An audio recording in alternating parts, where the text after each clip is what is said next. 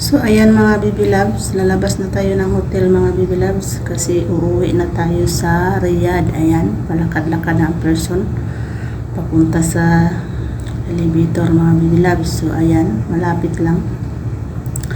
So ayan, bababa na tayo sama si Matanda. So ayan mga baby loves, ito na tayo sa garahe ng hotel. So ayan, papasok tayo sa sasakyan mga baby loves. Ayan, kasi papunta na tayo ng terminal ng train mga baby loves. Ayan yung kasada papuntang train mga baby loves, dyan sa Dammam. Ayan o. Ganun lang yung dyan mga baby loves. Hindi masyadong traffic paghapon. Ganun lang yung daan. Ayan. Yan yung terminal ng train mga baby loves. Kung nandito kayo sa Saudi, alam niyo yan. Ayan, papasok. So ayan, kasi mag-check-in tayo dyan. Ayun, nag-check kasi sa loob mga baby loves bago tayo magkasakay ng tren. So ayan, yan yung entrance. So ayan, so dito na tayo sa loob ng terminal mga baby loves. Ayan yung magandang ano nila. Ayan yung pintuan papuntang tren mga baby loves. Oh.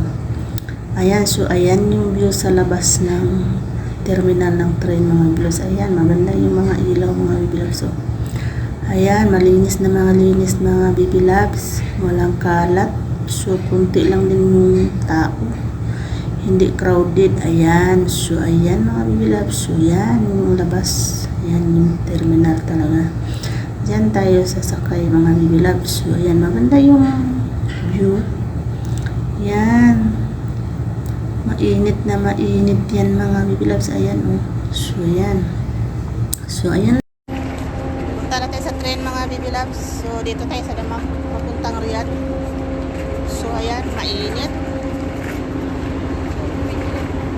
Pasok na tayo sa loob.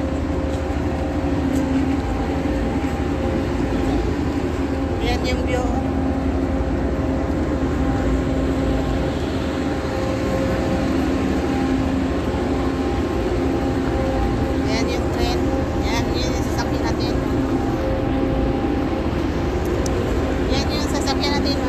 So,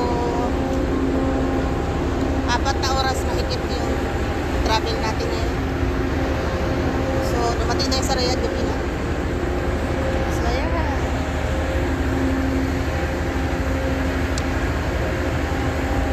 Lakad-lakad muna tayo dito.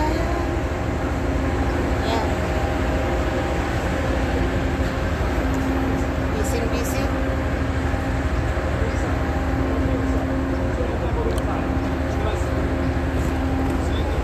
Mainit.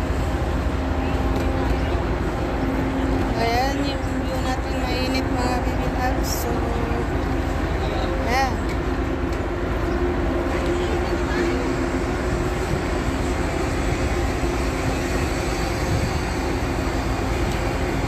So, dito tayo papasok.